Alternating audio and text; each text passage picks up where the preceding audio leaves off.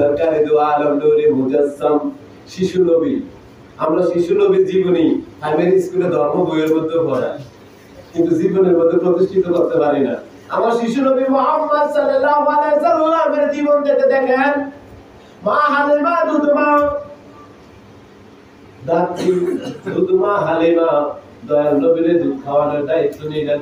দুধ খাবার মা হালিমার কোলে বাচ্চা আছে আরেকটা, দুধ ভাই নবীজির দুধ ভাই।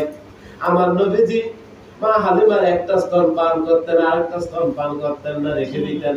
মা হালিমা কয় শিশু মুহাম্মদ নবী সাল্লাল্লাহু আলাইহি সাল্লামের ওনার খুব সুন্দর একটা গুণ ছিল, উনি সব সময় দুইটা স্তন পান করতেন না, একটা স্তন পান করতেন, আরেকটা স্তন আমার কোলে শিশুর জন্য রেখে দিতেন। সুবহানাল্লাহ। কিছু কথা দিয়া যদি বলি বুঝতে পারবেন। আমার নবীকে জিজ্ঞাসা করা হলো, ইয়া রাসূলুল্লাহ ঈমান কি? আমার নবী কয় ধৈর্য। ইয়া রাসূলুল্লাহ ধর্ম কি? আমার নবী কয় সৎ স্বভাব। কি সৎ স্বভাব? ঈমান মানুষের মধ্যে আছে, বহিঃপ্রকাশ দেখবেন নি। যার ঈমান নাই তার হায়া লজ্জা নাই, যার ঈমান আছে তার হায়া লজ্জা আছে। যার ঈমান আছে তার হায়া লজ্জা আছে, যার ঈমান নাই তার হায়া লজ্জা নাই। বহিঃপ্রকাশ অর্থাৎ চারিত্রিকগত বাহিরগত তার চরিত্রের মাধ্যমে প্রকাশ, তার যে ঈমান নাই। এই লজ্জার মাধ্যমে দেখেন আমার নবীজি একটা দুধ পান করছেন, আরেকটা দুধ তার ভাইয়ের জন্য রেখে দিয়েছে। সামাজিক কিছু কথা দিয়ে বলি। সামাজিক কথা যেমন ধরেন, কোন বউ এমন ভাবে তার স্বামীর পুষলে বাঁচলে সংসার নিছে, ওই স্বামীর বাপ ভাই মা বোন কেউ রে খাওয়ায় না, কেউ রে খাওয়ায় না। এমন বেহায়ার বেহায়া ঈমান হারা নির্লজ্জা, হায়া লজ্জা নাই, নিজের মা ভাই বোন লইয়া খায়। আসেনি হায়া লজ্জা? আসেনি? সামাজিক দিলে কিন্তু মানুষের ভিতরে কথা শুনতে মজা লাগে। হাসি মাথা ওয়ালা হইয়া পিকনিক বানাইয়া এমন ভাবে খায়। দেখবেন অনেক বউ আছে এরকম, স্বামীর বাড়িতে যাইয়া স্বামীর এমন ভাবে বশ করছে, বশ কইরা স্বামীর মা স্বামীর বাপ ভাই বোন তাদের সামনে তাদেরকে না খাওয়াইয়া নিজেরা পিকনিক পার্টির মতো আনন্দ হই হাল্লা করে মজা করে খায়। হায়া লজ্জা নাই, লোক মানিতে বলে লজ্জা লাগে না। আমার নবী শিশু নবী শিখাইছে, আমি একটা স্তন পান করছি, আরেকটা স্তন আমার দুধ ভাইয়ের জন্য রেখে দিয়েছি। ওই বউয়ের মা বউয়ের বাপ ভাইয়েরা বোনেরা আইয়া যে খায়, তারাও কি মনের ভিতরে লজ্জা নাই? হায়া লজ্জা নাই, ঈমান নাই যে, এই জন্য হায়া লজ্জা নাই। যদি হায়া লজ্জা থাকতো, ওই বউয়ের মা ওই ছেলের শাশুড়ি শ্বশুর কইতো, যে মা তোমার জন্ম দিচ্ছে ওই মা তোমার বাপ, তারা তোমার ঘরে খাইতে পারে না, আমরা তোমার ঘরে একটা লোকমা কেমনে নেই? আমরা তো লজ্জা শরম আছে। নির্লজ্জ, তাদের লজ্জা শরম নাই, তারা লোকমারা মোহে লয়। এই হচ্ছে যার ঈমান নাই, তার হায়া লজ্জা নাই, আবার এরা বড় বড় কথা কয়। আমার কথা বুঝতে পারছেন? আমার নবী কি সুন্দর করে বুঝাইতেছে যে মন পরিষ্কার হতে হবে, মানুষের জন্য উদার হয়ে যেতে হবে। যদি এই চরিত্র তোমার ভিতর থাকে, তুমি আল্লাহর ওলি হয়ে যাবে। সুবহানাল্লাহ। কি হবে? আল্লাহর ওলি। হযরত এই যে নবীজি দ্বিতীয়ত 6 জনের কথা চরিত্র নিছি না, 6 জনের দুইটা করে 12টা চরিত্র ঘোষণা দিয়েছে। এর মধ্যে নবীজির দুইটা চরিত্র বললাম, আল্লাহর দুইটা চরিত্র বললাম। এবার আসেন দ্বিতীয়ত হযরত সিদ্দিক আকবরের দুইটা চরিত্র। তার সিদ্দিক আকবরের দুইটা চরিত্র। সিদ্দিক আকবরের দুইটা চরিত্রের মধ্যে একটা হলো সাদেক, আরেকটা হলো মুসাদেক। সত্য কথা বলা এবং সত্যায়িত করা। কি করা? সত্যায়িত করা। আমার নবী যখন মেরাজ থেকে আসছে, নবীজি যখন মেরাজ থেকে আসছে, আবু জাহেল বড় বড় কাফেররা সিদ্দিক আকবরের কাছে গেলেন, যাইয়া কইতাছে, হে আবু বকর, কোন ব্যক্তি যদি বলে এক রাতের কিছু সময়ের মধ্যে 27 বছরের পথ পাড়ি দিছে, 7 আসমান 7 জমিন পাড়ি দিছে, এটা কি সত্য? হাদিস শরীফে আছে, আল্লাহ রাসূল বলতেছেন, কোন ভাই বোন যদি কথা বলে আল্লাহ সময় থামিয়ে দেয়। হাদিস শরীফে আল্লাহ রাসূল বলতেছেন, ভাই বোন যখন কথা বলে আল্লাহ সময় থামিয়ে দেয়, আল্লাহ পছন্দ করে। কি করে? পছন্দ করে। আমার নবী যখন মেরাজে গেছে, দুনিয়া 27 বছর সমপরিমাণ সমান সময় আমার আল্লাহ থামিয়ে দিয়েছে। আমার নবী ওযু করতেছিলেন, দরজার কড়া নড়তে ছিল, এই সময় থামিয়ে দিয়েছে। নবী 27 বছর মেরাজ ঘুরে আসার পরে আল্লাহ যখন সময় চালু করেছে, তখন পানিও ওযুর পানিও গড়াইতেছে, দরজার কড়াও নড়তেছে। সুবহানাল্লাহ। কইতাছে যে এই কথা কে বলেছে যে এক রাতে কিছু মুহূর্তের মধ্যে 27 বছরের পর 7 আসমান 7 জমিন ব্যস্ত দুজন আরশ কুরসি পাড়ি দিয়েছে, এই কথা কে বলেছে? ওই বেদিনেরা আবু জাহেলেরা কইতাছে এই কথা তো বাতিজা মুহাম্মদ কইছে। আবু বকর সিদ্দিক সত্যায়িত করে বলতেছে এই কথা যদি নবী মুহাম্মদ বলে থাকে সত্যই বলেছে। এই জন্য আবু বকরের দুইটা গুণ, একটা হচ্ছে সাদেক আর একটা হচ্ছে মুসাদেক, সত্য কথা বলা। সাদেক হচ্ছে সত্য কথা বলা এবং মুসাদেক হচ্ছে সত্যায়িত করা। হযরত আবু বকর রাদিয়াল্লাহু তাআলা আনহু ব্যাপারে আল্লাহ পাক কোরআনে আয়াত নাযিল করলেন। আমার নবী ইসলাম নিয়ে যখন আগমন করলেন, হযরত সিদ্দিক আকবর আমার নবীকে সত্যায়িত করলেন। অর্থাৎ পুরুষের মধ্যে সর্বপ্রথম রাসূল বলতেছেন, সোহেল ভাই মনোযোগ, রাসূল পাক আমাদেরকে মেসেজটা দিচ্ছেন, পুরুষের মধ্যে সর্বপ্রথম ইসলাম ধর্ম গ্রহণ করেছেন, সত্যায়িত করেছেন আবু বকর।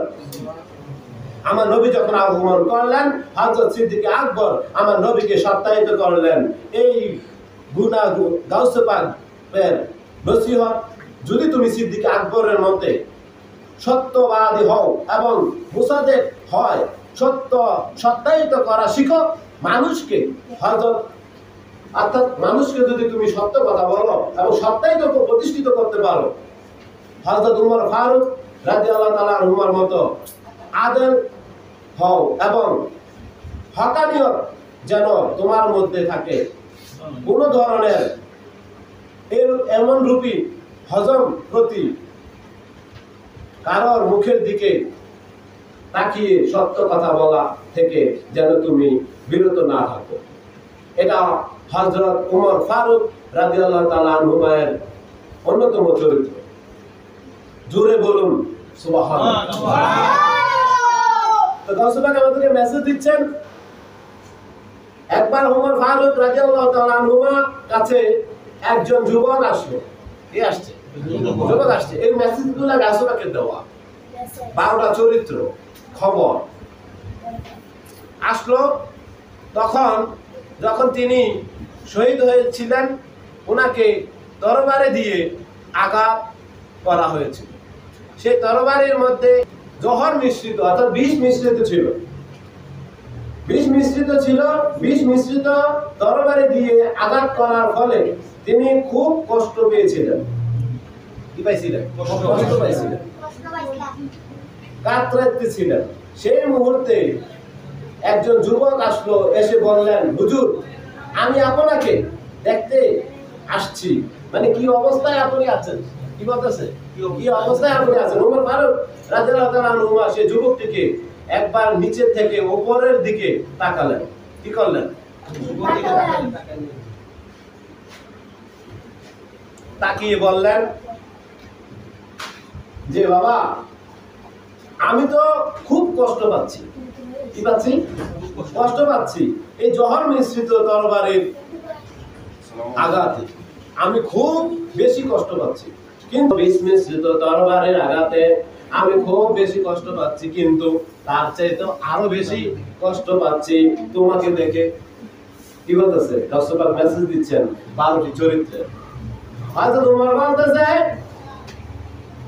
দেখো আসলে ওনাকে দেখার জন্য তাকে ধন্যবাদ দেওয়ার দরকার। অর্থাৎ ওমরকে যে দেখতে আসছে অসুস্থ অবস্থায়, তাকে ধন্যবাদ দেওয়ার দরকার ছিল, কিন্তু ভালো কথা বলার দরকার। উনি সেই মুহূর্তে এত অসুস্থ, ওই মুহূর্তে ওমর বলতেছেন যে আমি তোমাকে দেখে কষ্ট পাওয়ার কারণ তোমার পায়জামাটা টাকনুর নিচে পড়ে আছে, পায়জামাটা টাকনুর নিচে পড়ে গেছে। আমি দেখছি তোমার এই জায়গাটা টাকনুর নিচে, যে জায়গাটা এটা জাহান্নামে পড়ছে। কোথায়? জাহান্নামে পড়ছে। পায়ের গোড়ালির নিচে প্যান্ট পরা এটা হারাম। রাসূল পাক বলতেছেন যে উমরের দুইটা চরিত্রের কথা। উমর ফারুক রাদিয়াল্লাহু তাআলা আনহু সেই মুহূর্তে এই সত্যটা বলতে দ্বিধাবোধ করেন নাই। অর্থাৎ এমন অবস্থায় যে তলোয়ারের মধ্যে বিষ জহর মিশে আঘাত করেছে, এত অসুস্থ যুবক দেখতে এসে, কিন্তু ওই অবস্থাও হযরত ওমর সত্যটা বলছে, তোমার এই কাজটা ঠিক হয় নাই, তোমার এই কাজটা ঠিক হয় নাই। যখন তিনি সাকারাতের বিছানায় কাতরাচ্ছেন, গাউসে পাক বলেন, তুমি যদি বেগানা কোনো অন্যায় দেখো, যদি শরীয়ত বিরোধী কোনো কাজ দেখো, তুমি সেটা সাথে সাথে বলে দাও। কারো মুখের দিকে কারো প্রতি তুমি যদি সৌম্য, অর্থাৎ তার কথাটা যদি তুমি মনে কষ্ট পাবে, এই কথা মনে করে হক কথাটা না বলো, তাহলে তুমি সত্যবাদী না, তাহলে তুমি বেলায়েত অর্জন করতে পারবে না। গাউসে পাক বলতেছে, অর্থাৎ কোন অন্যায়কারীকে যদি অন্যায় করতে দেখে তাকে তুমি বলতে না পারো, তুমি বেলায়েত অর্জন করতে পারবে না। আজকের আলোচনার বিষয়বস্তু হচ্ছে আল্লাহর ওলি কিভাবে হওয়া যায়। তাই আবার দেখেন, গাউসে পাক বলেন, তোমার মধ্যে যদি আবদাল থাকে, যদি স্বজনপ্রতি থাকে না থাকে, তাহলে তুমি বেলায়েত হাসিল করতে পারবে না। কি পারবে না? হাসিল করতে পারবে না। তাহলে আমরা আল্লাহর দুইটা গুণবাচক চরিত্র বললাম, নবীজির দুইটা গুণবাচক চরিত্র বললাম, হযরত আবু বকর সিদ্দিকের দুইটা গুণবাচক চরিত্র বললাম, আর ওমরের দুইটা চরিত্র বললাম। তাহলে আর দুজন বাকি, 6 জনের 12টা চরিত্র বলেছেন। এবার আসেন 4 নাম্বার, হযরত উসমান রাদিয়াল্লাহু তাআলা আনহুমার দুইটা চরিত্র। একটা হচ্ছে সাখাওয়াত, আর একটা হচ্ছে সাখাওয়াত মানে কি? সাখাওয়াত মানে হচ্ছে দানশীলতা। সাখাওয়াত মানে কি? দানশীলতা।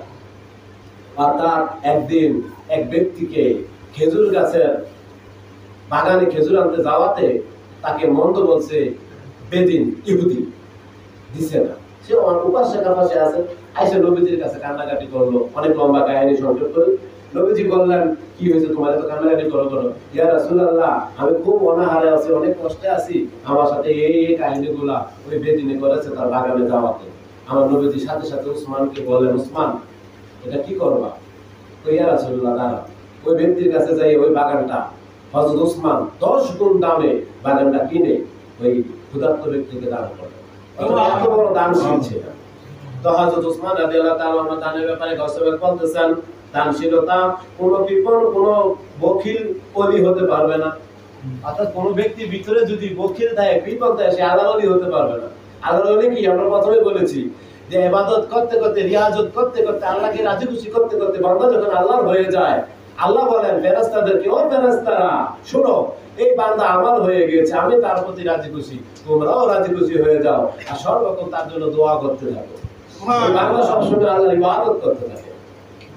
তারপরে বলতেছেন, বখিল ওলি হতে পারবে না। যদি দেখেন যারা আল্লাহর ওলি, তাদের দরবারের মধ্যে খোলা শত শত মানুষ, হাজার হাজার মানুষ, বড় বড় ওলিদের দরবারে যাবেন, খোলা শত শত মানুষ ফাঁক করে, শত শত মানুষ ফাঁক করে। ওই আমার এই ভাই আটরসি দরবারে যায়, ফাঁক করিতে মানুষের শত শত আছে, তো কি পরিমাণ মানুষ খায়। দেখ, আশা দেওয়া করে আল্লাহর ওলিরা কোনোদিন বকিল হতে পারে না। অর্থাৎ শত শত হাজার হাজার মানুষ আশা দেওয়া করে খায়, কিন্তু তারা বকিল হয় না। এগুলা যদি তারা বকিল করে কীর্তন করে রাখা দিত, তাহলে তারা সম্পদের পাহাড় হইতো না, কিন্তু তারা বকিল হয় না। এটা আল্লাহর দেওয়ার গুণ। হযরত উসমান রাদিয়াল্লাহু তাআলা আনহু